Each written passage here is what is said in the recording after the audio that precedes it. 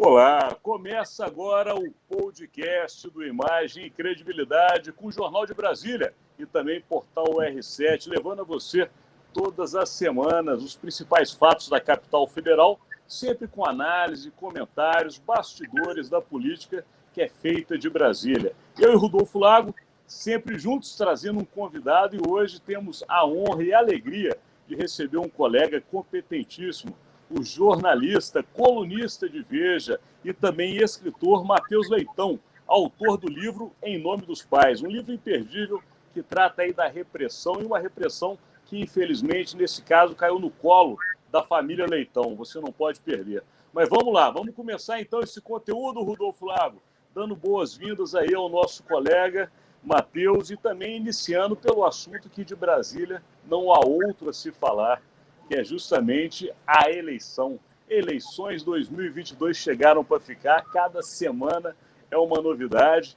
Temos assuntos que não acabam mais e eu aqui no desespero do reloginho para tentar colocar tudo no tempo que temos. Mas vamos lá, começando esse conteúdo, lembrando a você, seguidor e seguidora, que a gente grava sempre às sextas-feiras, por isso hoje é dia 18 de março, mas você assistirá este conteúdo no seu final de semana. E ao final dele, temos a projeção do que vai acontecer na semana que se inicia. Então vamos lá, Rodolfo. Seja bem-vindo, Matheus. Muito obrigado pelo convite. Honrado estar aqui com vocês. Nós que estamos. Vamos lá, vamos falar de eleição, então. Essa semana aí, Matheus, muita novidade. A gente tem aí a história da junção, né, do PSB com o PT.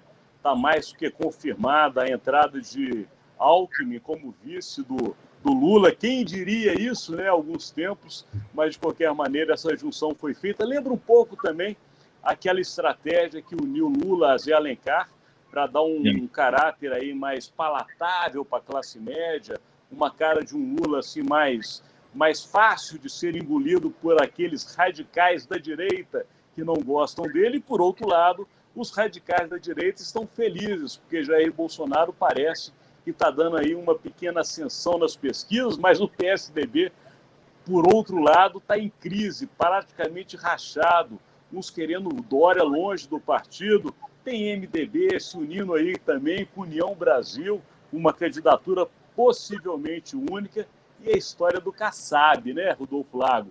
Porque o PSD se mostra mais mineirinho do que os mineiros da política antiga. O Kassab ali parece que está com um pé num barco e outro no outro, e o olho nos dois. Mas vamos lá, vamos iniciar, que como temos muita coisa para dizer, esse cardápio está à sua frente, Matheus. Escolha um tema e inicie a análise.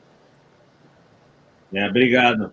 Então, eu vou começar pelo Lula e o PSB, né? O PT e o PSB, essa briga aí. É importantíssimo, né, para a esquerda que haja a maior aliança possível, né? E eles sabem disso. O Lula sabe disso e foi nessa forma que ele foi buscar o Alckmin, que saiu do PSDB e vai se filiar ao PSD para ser o vice dele, o vice dos sonhos para o Lula. Para o PT, nem tanto. O PT tem uma ala mais radical que fica o tempo todo reclamando. Já teve até abaixo-assinado, reclamações. Nós que somos jornalistas, volta e meia, né? Essa ala mais radical nos procura para reclamar, né, do PT, falar que é um erro, do Lula, falar que é um erro o PT se aliar assim com o Alckmin, depois de toda a trajetória que ele tem, mais a centro-direita. E hoje, né, fica claro que a decisão do Lula está correta, porque você vê que em São Paulo, se você for pegar as pesquisas, o Lula tem uma diferença menor para o Bolsonaro, comparado com o resto do país. E hoje mesmo eu escrevi na minha coluna na Veja sobre isso, e é importantíssimo ter o Alckmin do lado dele, não só para o mercado ficar mais calmo em relação ao Lula, como foi em 2002 com o Zé Alencar, que você falou, não só para isso, mas também para que o palanque de São Paulo seja o palanque mais forte possível para o Lula. E aí entra o problema com o PSB, porque o PSB quer candidato, quer o Márcio França, e essa aliança toda vai ficando, né, abalada. E eles vão perdendo tempo à medida que vai passando, né, vai se passando, e eles não conseguem fechar qual vai ser a candidatura em São Paulo. Né? Qual vai ser a candidatura em São Paulo? Tem uma discussão, né? Haddad, França, como vai ser isso, o próprio Bolo, que né, tem essa posição sempre de aliança com o PT, está com a candidatura aí sendo discutida. Então, esse palanque de São Paulo não resolvido, na minha opinião, né, para o PT, para o Lula, é um atraso, porque nós temos visto que, à medida que o tempo vai passando, que o Bolsonaro, com a máquina na mão, com o governo na mão, tem voltado a recuperar terreno nas pesquisas eleitorais e o próprio presidente Lula tem começado a cair. Isso tem a ver com outras coisas que a gente vai falar aqui durante o programa, como o Auxílio Brasil, o orçamento, como ele tem dividido o orçamento, como ele tem feito a velha política do poder, né, com o apoio do Arthur Lira, mas a gente precisa falar claramente para essas pessoas que nos escutam, que nos veem, como está sendo feita a política nos bastidores. E nos bastidores hoje há uma grave preocupação com esse atraso do palanque de São Paulo e o que isso pode afetar a campanha presidencial. Na hora que o PSB, na hora que o PT, e na hora que todos os partidos que foram se aliançar a eles estiverem todos focados, né, e resolvidas as questões estaduais, eles vão poder ajudar o ex-presidente Lula naquilo que é o sonho dele, voltar para o Palácio do Planalto para o terceiro mandato. Então, vamos lá, vamos ouvir o Rodolfo Lago também, que está atento a esses bastidores. E aí, Rodolfo, qual é a sua análise essa negociação, né, que está mais do que certa, não tem dúvida que ela vai acontecer, que é a união justamente de Lula ao Alckmin e também os reflexos dela, como o Matheus lembrou para a gente. Não, perfeito. Matheus, uma alegria, primeiro dizer que é uma alegria estar aqui contigo, dizer aqui para os nossos seguidores que Matheus era um estagiário no Correio Brasiliense quando eu era editor de política do Correio Brasiliense, e eu fui o primeiro a contratar o Matheus como repórter. Então, é verdade, a minha carteira foi assinada pela primeira vez por conta do Rodolfo Lago. Então, para mim, na verdade, que é uma alegria imensa, né, estar aqui, e eu estou sempre muito... É sempre uma alegria estar com o Rodolfo, todos os lugares que a gente está, porque eu lembro disso, foi um longo caminho de estagiário até poder virar repórter, e o Rodolfo a primeira chance. O Rodolfo tem bom faro para craques, por isso que ele se chamou. Então eu tenho muito orgulho disso. Mas vamos lá, semana que vem, no dia 23, quarta-feira, está marcada já, vai ser a filiação de Geraldo Alckmin ao PSB. Vai ser às 10h30 na sede do PSB aqui em Brasília, a cerimônia de filiação dele. E aí, então, quer dizer, a coisa já está sacramentada, né, Alexandre, Matheus, nossos amigos, nossos seguidores, porque o Geraldo Alckmin não vai para o PSB de graça, ele vai para o PSB para ser o candidato a vice-presidente do Lula. Então, sacramentada a filiação, está sacramentada a chapa, né? Uma coisa sacramenta a outra, ainda que oficialmente isso só venha a ser anunciado mais adiante, ainda não se sabe em que momento. E aí o Matheus foi muito feliz em algumas das coisas que ele pontuou aí. Há um tempo atrás, enfim, depois isso não foi verificado de novo, precisa verificar outra vez, mas a Datafolha, o Instituto Datafolha chegou a fazer, em uma pesquisa eleitoral, uma sondagem sobre qual era o efeito eleitoral da entrada do Alckmin na chapa do Lula. E verificou que isso não era muito significativo do ponto de vista eleitoral, mas é muito significativo do ponto de vista político, né?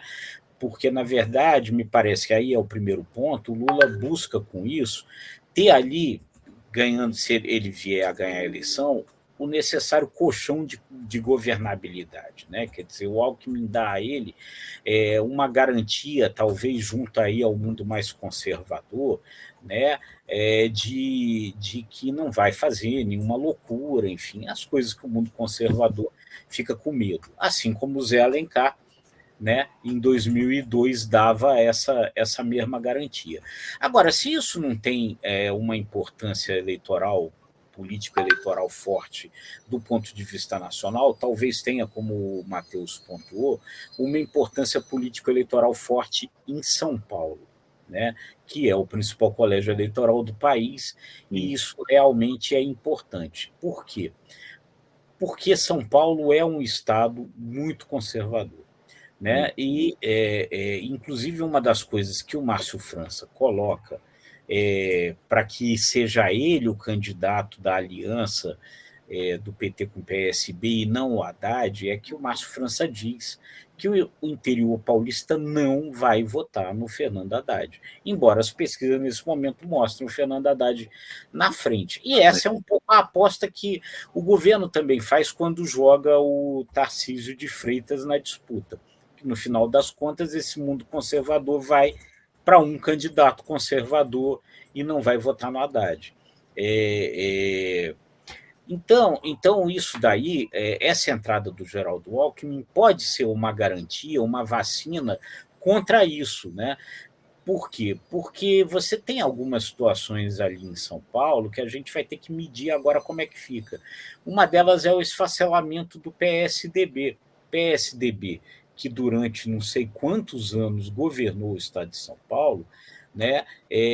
Provavelmente não governará mais. Por quê? Porque o Dória não está forte, né? Existe aí uma possibilidade do Rodrigo Garcia crescer, mas hoje não aparece tanto isso. Se houver esse esfacelamento do PSDB de São Paulo, a gente não sabe exatamente para onde esses votos vão. A gente raciocina que vai para o mundo conservador, mas de repente vai para o Alckmin, que já governou o Estado e tal, né? Então, esse talvez seja um raciocínio. Desculpa, Alexandre. Não há nada que se desculpar. É só aproveitando justamente o gancho do que você está falando, porque essa questão do PSDB também tem chamado muita atenção da gente, né, Matheus? O PSDB está passando por uma crise pública. A gente está vendo eles publicamente colocando seus problemas e, assim, uma briga que, de fato, tem na sua razão a não candidatura ao Dória, porque o Dória não consegue emplacar o nome dele nacionalmente, o PSDB enxerga isso como uma derrota nacional para o partido e a dificuldade de eleger também uma bancada, porque a gente sabe que nessa eleição, quem não tiver um candidato forte à presidência não vai fazer bancada no Congresso Nacional. Isso conta muito na governabilidade. Por isso esse movimento todo. Mas eu queria aproveitar o Matheus aqui, Rodolfo, se você me permite, para entrar nesse ponto. Porque exatamente agora a gente tem uma crise no PSDB na qual não se sabe se, de fato, Dória será o candidato à presidência da República. Pode, inclusive, haver uma junção ou uma união entre o MDB, o União Brasil e o próprio PSDB para uma candidatura única. Como é que você está vendo esse movimento, hein, Matheus? Isso é fruto do resultado, né? Como tem sido avaliado o João Dória nas pesquisas eleitorais. Na minha visão, ele fez, e eu já descrevi isso na coluna, tem feito um bom governo em São Paulo. Essa questão da vacina ele foi fundamental, né? Ele é o pai da vacina, ele resolveu essa questão enquanto o governo Bolsonaro patinava, mas ele não conseguiu levar isso, né, para o eleitor, né? Ele não consegue, né? Eu não sei se a equipe dele ou ele mesmo não consegue trazer as informações para o eleitor das coisas boas que ele fez lá no estado de São Paulo. E ele dividiu o PSDB, né? A forma como ele entrou. Ele se saiu vitorioso dentro do PSDB, mas criou muitas rachaduras. Agora, como você está dizendo, as entranhas do PSDB estão expostas nacionalmente, essa que é a verdade. O Aécio Neves tem falado claramente para o João Dória abrir mão, como ele até usou o exemplo dele, quando ele abriu mão para o Serra ser candidato a presidente, e depois ele foi candidato, e ele está pedindo para o João Dória abrir mão para que o Eduardo Leite possa ser o candidato, e o Eduardo Leite não saia do PSDB. Na verdade, a situação hoje, o Aécio Neves até deu uma entrevista em ontem falando que se o João Dória persistir com o seu projeto de tentar ser o candidato a presidente, e temos que ser sinceros, ele venceu as prévias internas do partido, democraticamente, então isso é um ponto favorável a ele, mas o Aécio está dizendo que a visão do Aécio é de que se o João Dória continuar, o PSDB pode até ser extinto por conta disso que você falou, né, nessa questão de que tem que fazer uma grande bancada. Hoje, né, o João Dória tem aparecido até com 2 pontos percentuais em algumas pesquisas, o que mostra a fragilidade da candidatura, realmente. Não se sabe se o Eduardo Leite vai despontar como uma opção mais forte e vai começar a atrair votos nessa área de centro, ou se essa própria aliança, né, com o MDB, União Brasil, possa fazer uma candidatura mais forte. Mas o certo é que o PSDB, que sempre disputou as eleições presidenciais até o Geraldo Alckmin ter aquela votação muito ruim no primeiro turno, foi de 4%, né? O PSDB estava sempre disputando até a eleição de 2018, de uma forma muito importante, né, a presidência da República.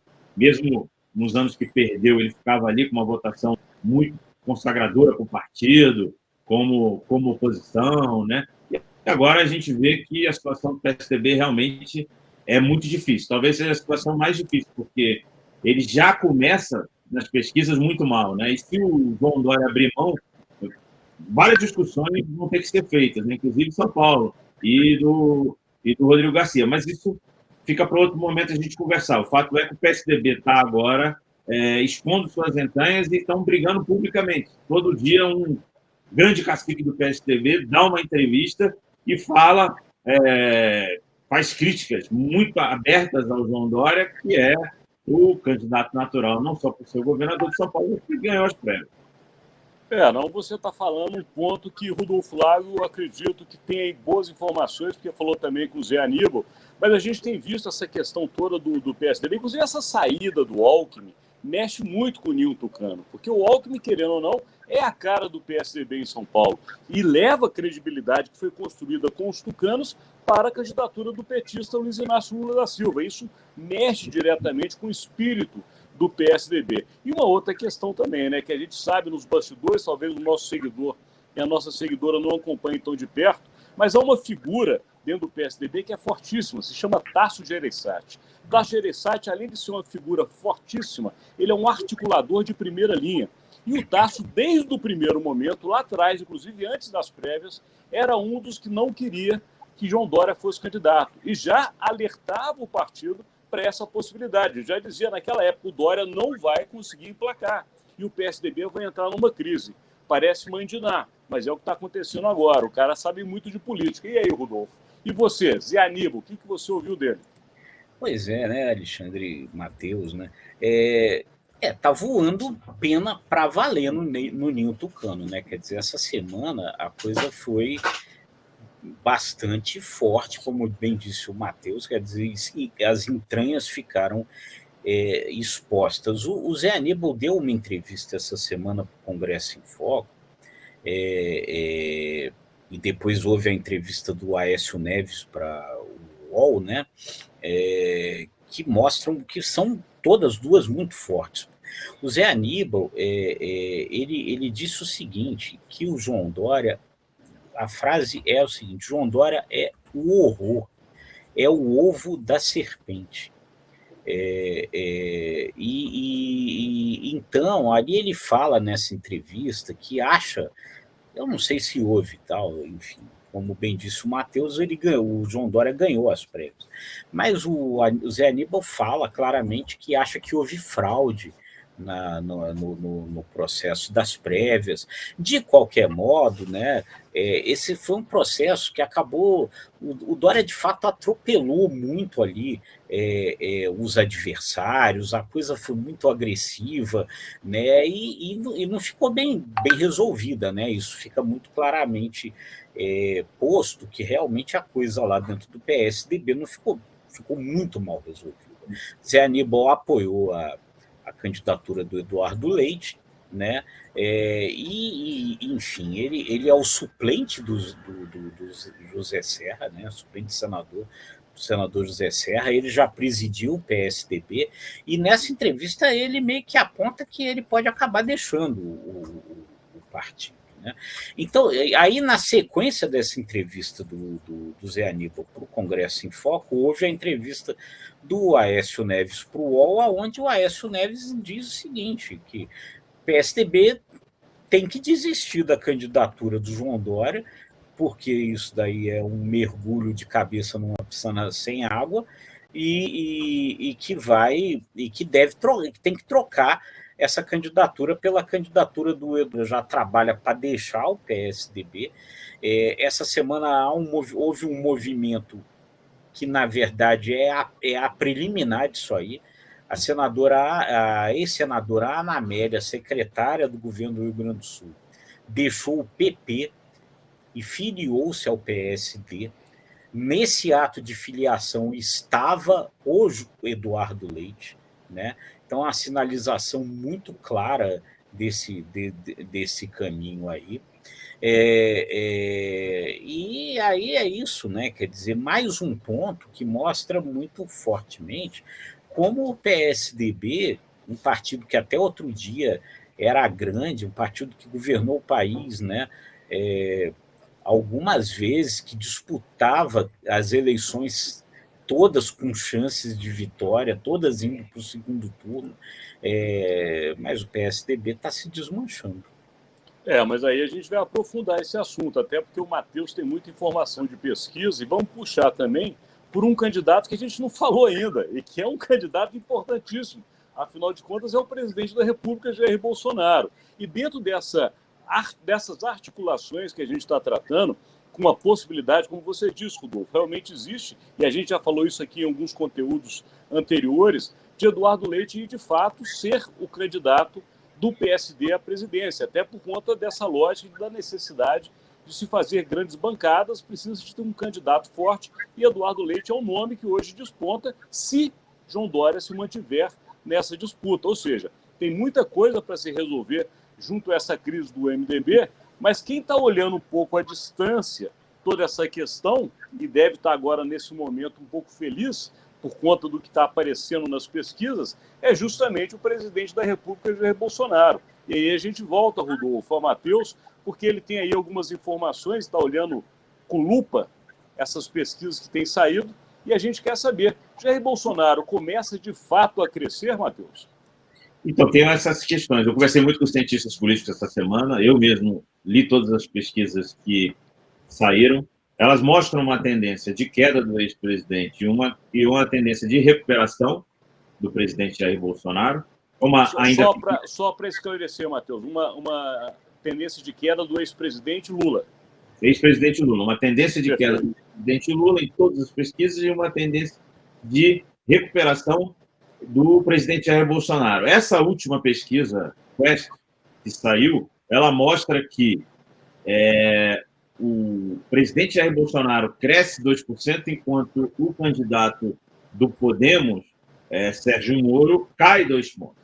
Então, cientistas políticos não quiseram falar em isso, mas conversaram em off, e eu expus isso na coluna e estou expondo aqui até com mais detalhes para vocês, que os cientistas políticos começam a ver que talvez o presidente Jair Bolsonaro tem sim ganhado terreno, né, por conta do programa social que ele criou para se chamar de seu, que é o Auxílio Brasil, e outras, né, decisões que ele tomou e vitórias que ele obteve no Congresso, né, com o orçamento, mandando dinheiro para os estados e fazendo aquela forma de velha política, mas ele também tem conseguido, talvez, segundo cientistas políticos, isso é uma coisa que só as próximas pesquisas vão poder dar com certeza, e os cientistas políticos só falam isso quando eles têm certeza.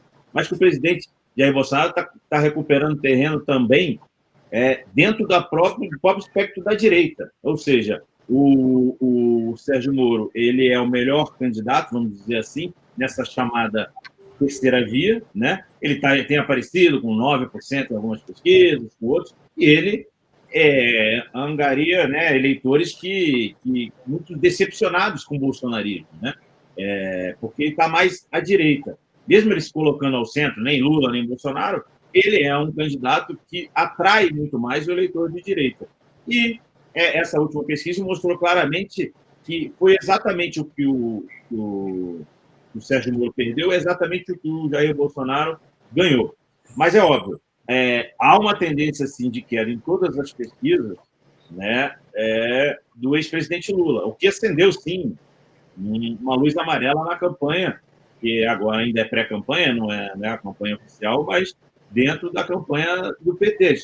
A gente conversa, o Rodolfo conversa com integrantes do Partido dos Trabalhadores também, e tem visto com preocupação, porque é uma tendência que se mostrou muito clara nesses últimos mês e meio, 2, de que o presidente Jair Bolsonaro tem conseguido, sim, ser um candidato competitivo à reeleição. Apesar de ter feito um governo muito ruim, na minha opinião, e apesar de ter cometido erros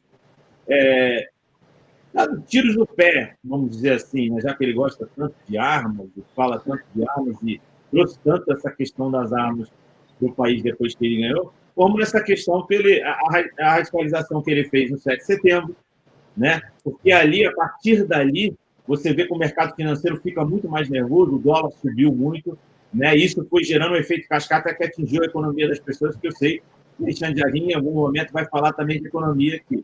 Mas o fato é que o presidente Jair Bolsonaro é um candidato muito competitivo. Ele mostrou na última eleição que ele é capaz de trabalhar tijolinho por tijolinho, né? Ele foi conquistando primeiro o segmento dos evangélicos, roubou muito a Marina Silva. Desculpa, Matheus, não, continua, conclua, por favor. E ele vai trabalhando com tijolinho por tijolinho. E agora é uma outra questão, né? Ele é o presidente da República, ele tem a máquina na mão e ele tomou algumas decisões que o ajudam a conquistar uma parcela importante do eleitorado. E isso tem que ficar claro, né? Porque as pessoas, né, em determinado momento, a gente sabe, só para finalizar, que acharam que ia ser uma eleição resolvida muito rápida, e no primeiro turno, e que o ex-presidente Lula seria levado ao terceiro mandato de uma forma muito fácil. E o que se mostra, e o que tem se visto nas pesquisas, é uma resiliência do presidente Jair Bolsonaro, inclusive, porque a avaliação do governo dele, por mais que tenha uma avaliação ruim, ele tem uma avaliação ótima e bom que nunca caiu, ou caiu apenas pouquíssimas vezes, por abaixo de 20%. E isso isso dá uma base para ele lutar por esse segundo mandato, que ele tanto quer, e nós sabemos também aqui em Brasília. Excelente a sua análise. Eu quero passar para o Rodolfo Lago já com esse detalhamento, Rodolfo, porque essas informações de pesquisa e que Matheus se aprofundou mostra para a gente não só uma tendência que a gente falou até em alguns conteúdos passados, que é a chamada força da caneta, ou poder da caneta, que faz realmente muito efeito numa reeleição, porque o presidente ele tem muitas condições na mão dele, e isso está sendo visto agora, como o Matheus coloca. Agora, o que me chama a atenção também, Rodolfo, é quando o Matheus fala dessa migração de votos de Sérgio Moro para Jair Bolsonaro. Então, eles trabalham naquele mesmo espectro do eleitorado, que é esse espectro de direita, que tem o conservadorismo como uma das bandeiras, a questão do armamento, como foi lembrado também pelo Matheus, e também essa questão da corrupção. E aí que entra um ponto que eu queria lhe passar, Rodolfo.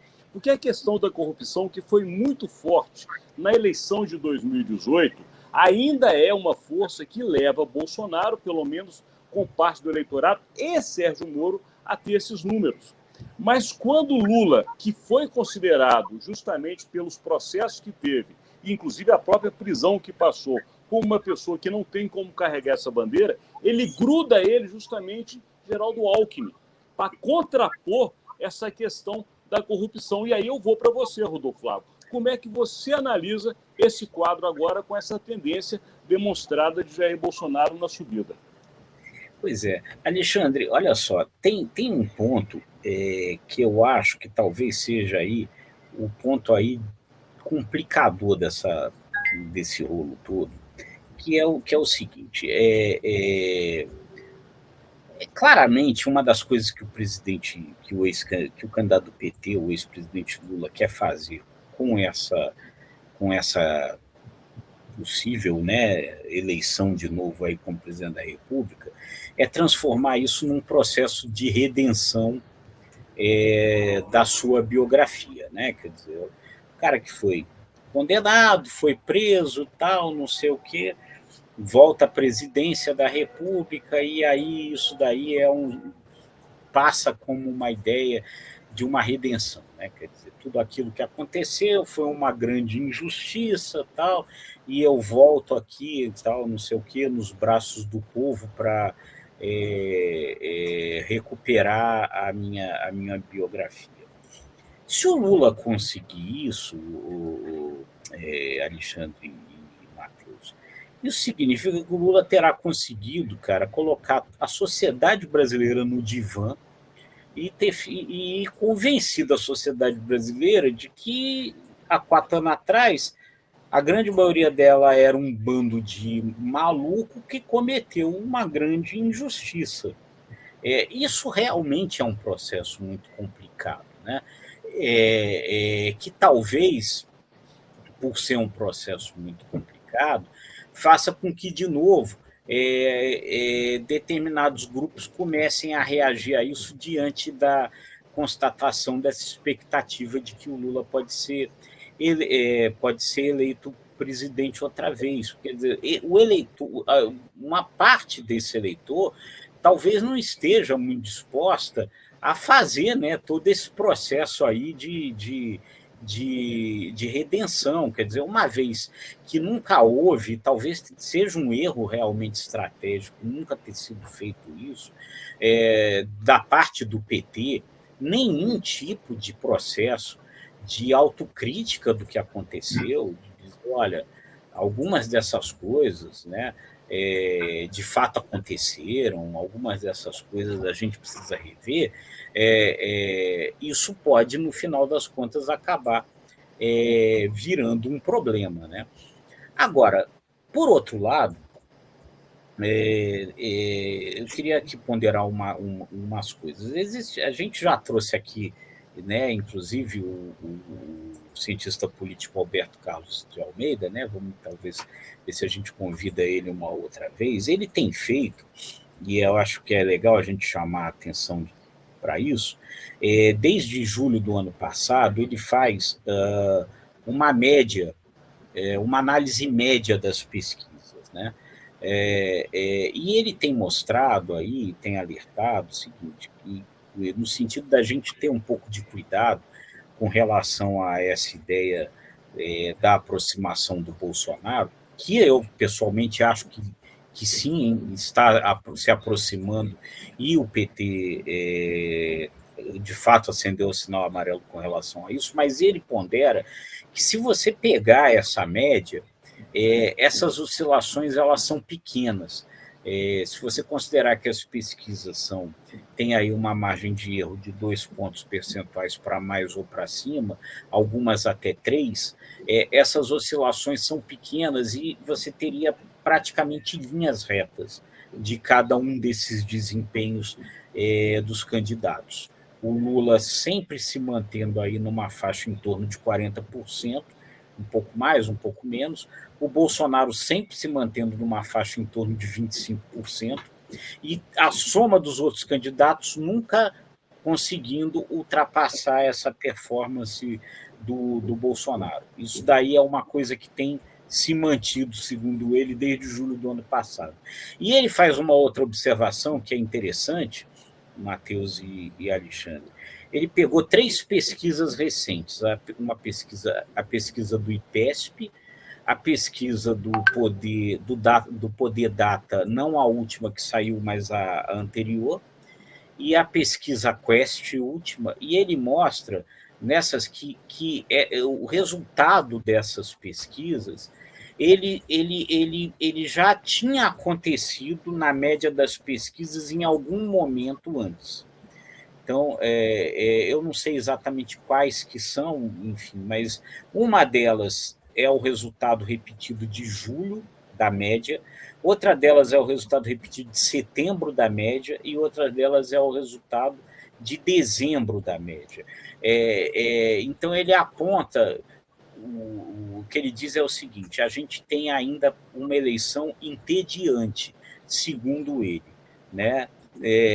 Enfim, existem essas questões todas aí que a gente está pontuando, que eu acho que a gente precisa levar em conta também, mas na avaliação dele precisa ter um pouco de cuidado com essa ideia da aproximação. Enfim. Então, Rodolfo, vamos lá para a gente chegar no que é, de fato, o grande eleitor das eleições de 2022, que é a economia. E a gente tem que finalizar, até porque o nosso reloginho aqui não para, e a gente chega num ponto que hoje mesmo, passando aqui, eu estou com outra tela aberta, dando uma olhada nos principais veículos, nas páginas de economia, você tem informações que levam sempre para a construção desse discurso de que o Brasil pode melhorar economicamente, mas ele está péssimo economicamente. Ainda que você tenha alguns sinais de melhoria, por exemplo, o desemprego teve uma pequena queda, algo quase que insignificante, mas, por outro lado, você vê o governo liberando saques do FGTS, 13º,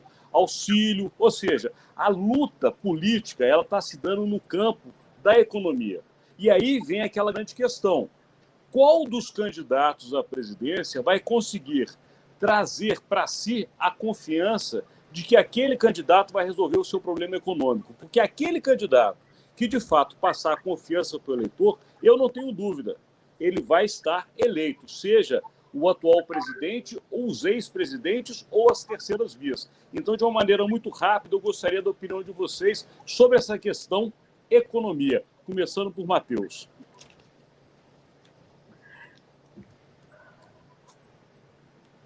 Matheus? Eu acho que o som do Matheus ficou mudo. Então, fica muito claro que o eleitor, nessas pesquisas, a leitura das pesquisas... Oi, vocês me ouvem? Alô? Ouvimos. Sim, Matheus, voltou. Estão me ouvindo? Alô? Perfeito. Estamos sim. Então, fica muito claro nas pesquisas que o eleitor, há uma lembrança no eleitor de como o ex-presidente Lula, especialmente no seu primeiro, segundo mandato ali, foi bem na área econômica, né? E isso é uma coisa que pode contar muito na hora do vamos ver, como o Alexandre de Jardim estava falando, nessa questão econômica, que é o grande definidor ao final, faltando 3 dias, ele pensa nisso. Esse vai melhorar a minha vida, a questão econômica da minha família, o income da minha família, feito um governo muito bom nessas questões econômicas. Agora, o presidente Jair Bolsonaro, na minha visão, não fez um bom governo, o Paulo Guedes não entregou aquilo que ele havia prometido, que era um governo liberal, não conseguiu fazer nada do que uma grande privatização, nada do que havia dito, e eu acho que, nesse aspecto, o ex-presidente Lula leva vantagem.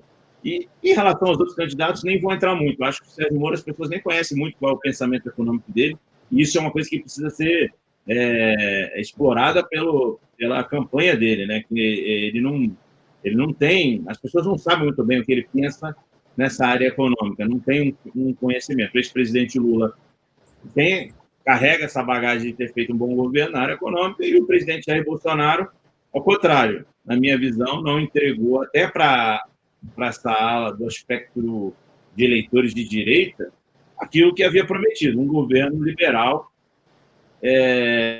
ou ultraliberal, já que o Paulo Guedes vem da escola de Chicago e defende isso, sempre defendeu isso a vida inteira. Perfeito, Matheus. Então vamos lá, Rodolfo, a sua avaliação sobre essa questão econômica, lembrando que ainda temos projeções da semana, tá contigo.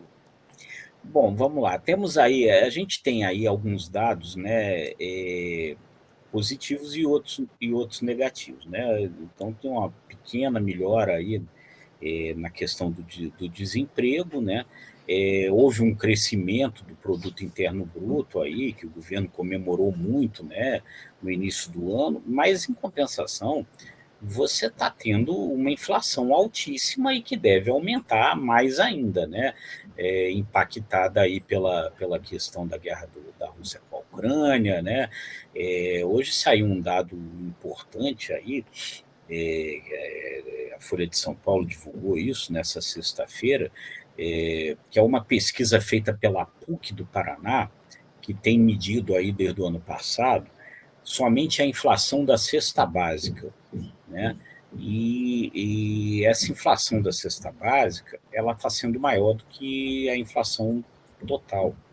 Ela atingiu, segundo o levantamento da PUC, Alexandre e Matheus, mais de 12% no acumulado do ano, quando o IPCA, né, que é o principal índice de inflação, está em torno de 10,75%, se eu não me engano. Então, quer dizer, o preço desses alimentos da cesta básica, que, na verdade, enfim, são consumidos por todos, né, mas especialmente pelas pessoas aí de mais baixa renda, está maior. Então, a inflação do pobre está maior do que a inflação do rico. né? E isso é um problema grave, um problema sério, e deve ser impactado ainda mais, porque a guerra da Rússia com a Ucrânia está fazendo subir o preço do trigo, está fazendo subir o preço do milho, está fazendo subir o preço da soja. Então, são os 3 produtos principais dessa cesta básica, né? O trigo, que são o pão, o óleo de soja, né? E os derivados de milho, né? Não Então, esquecendo o gás de cozinha, né, Rodolfo Lago? não Está aí esquecendo, eu no ia entrar nisso Brasil agora, batendo né? 140, 150. Mas o que está batendo na minha frente agora, Rodolfo Lago, me desculpe, é o reloginho. O reloginho não para, cara. Eu não consigo segurar ele aqui na minha frente. E a gente vai ter que realmente passar para aquele momento de projeções. Então, eu gostaria de lhe pedir para você fechar essa avaliação econômica e já passar para a projeção da próxima semana. Então, rapidinho, só para completar. Então, quer dizer, esse impacto vai ser sentido, e a gente até comentava isso semana passada, e eu repito, eu acho que em algum momento isso vai impactar no resultado eleitoral, né? Porque é o bolso das pessoas. Mas vamos lá, você quer que eu já entre aqui direto aqui na... Isso, já emenda com a projeção que você imagina que acontecerá. Então, tá E com certeza vai dizer porque você tem um bom faro. Vai lá. Bom, vamos lá. Eu acho que a gente precisa prestar atenção em 2 coisas, principalmente aí a gente precisa prestar atenção em 2 coisas aí, né, Alexandre? Semana que vem, então, é a filiação do Geraldo Alckmin, como a gente disse, ao PSB, na quarta-feira, e também deverá haver aí a oficialização da candidatura Jair Bolsonaro, né? Perfeito. Então, da sua projeção, já que Matheus teve uma pequena queda, Matheus, a internet faz isso com a gente o tempo todo. Essa questão da gente fazer o trabalho utilizando uma internet que dizem que é 5G, mas parece 3,5. Vamos lá, Matheus, sua projeção para a próxima semana. Então, a próxima semana, peço desculpas aí, teve um pico de luz, na verdade, aqui acabou a luz aqui e derrubou tudo aqui. Na minha região, aqui na Asa Norte, em Brasília. Mas a minha projeção é o seguinte, acho que semana que vem começa a eleição de fato, né? A gente sabe que o calendário eleitoral tem várias questões, né? Em abril tem que fechar a questão dessas federações partidárias, depois em maio é a mudança você vai mudar de, né? Vamos dizer assim, o estado do qual você é filiado, o qual você tem o seu título de eleitor. E em julho começa ali, de fato, vamos dizer assim, a eleição. Mas semana que vem, com a questão do Geraldo Alckmin se filiando ao PSB e com o fato de que o presidente Jair Bolsonaro vai iniciar a sua pré-candidatura, nós estaremos vivendo na semana que vem o início das eleições de 2022 e, como você bem disse, Alexandre Jardim, no início do programa, acho que cada vez mais vai ficar mais intensas as semanas, né? As semanas nessa área política vão dominar o noticiário, né? Até outras questões que vão estar acontecendo vão diminuir de tamanho, porque o foco vai estar em Brasília, o foco vai estar em quem vai ser o próximo presidente da República no Brasil. E acho que semana que vem nós vamos ver movimentos políticos que vão deixar claro, seja o presidente Jair Bolsonaro, que é o segundo colocado nas pesquisas, seja do ex-presidente Lula, que é o primeiro colocado, vão deixar claro isso. A eleição começou. É isso aí. Está aberta a temporada Eleições 2022, Matheus. E aí, com a sua projeção e de Rodolfo Lago, eu só acrescento a atenção que devemos ter também no PSDB. O Ninho Tucano, com todas essas movimentações, é importante que fiquemos de olho, porque talvez nessa semana teremos mais novidades. Chegamos ao final desse conteúdo, o nosso tempo estouradíssimo, a gente gostaria de falar muito mais, mas agradecemos a vocês, seguidores e seguidoras, por essa presença e lembramos que durante a semana temos o JBR News, feito por Rodolfo Lago, e às sextas-feiras o JBR News duplo, eu e Rodolfo, falando um pouco do que aconteceu durante a semana. Lembrando que este conteúdo é feito pela Imagem e Credibilidade com o Jornal de Brasília e está sempre disponível no nosso site, também no site do Jornal de Brasília, no canal do Imagem e Credibilidade no YouTube, que é o ICTV, também no Spotify, enfim, várias plataformas para você ficar bem informado, saber o que está acontecendo na capital federal.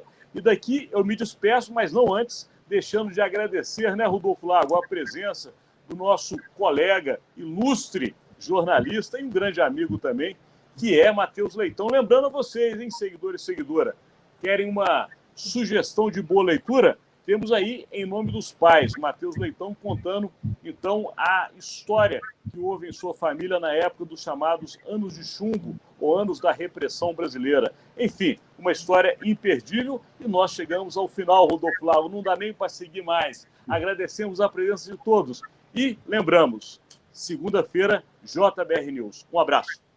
Um abraço, gente. Muito obrigado.